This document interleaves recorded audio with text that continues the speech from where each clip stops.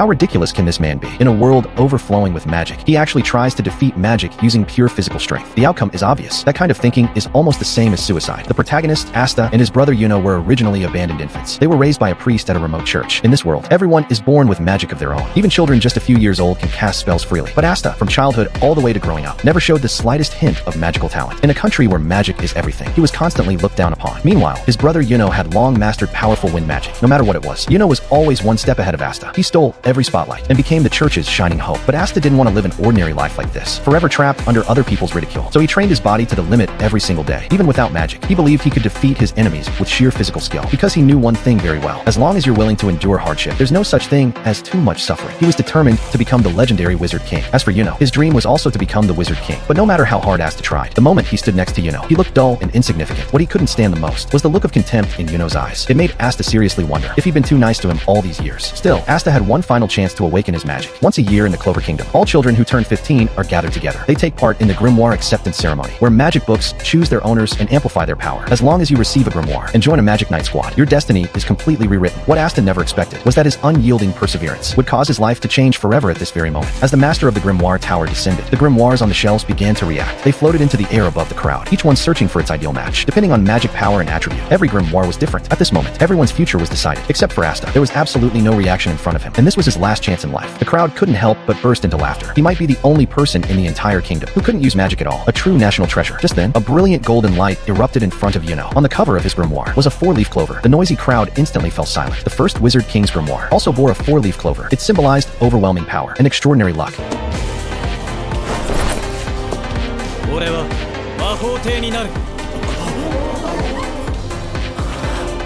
This was nothing short of a merciless mockery of Asta. At that moment, Asta made a vow. Even without a grimoire, he would chase after Yuno with everything he had. He would become Yuno's greatest rival. He paid no attention at all to the laughter surrounding him.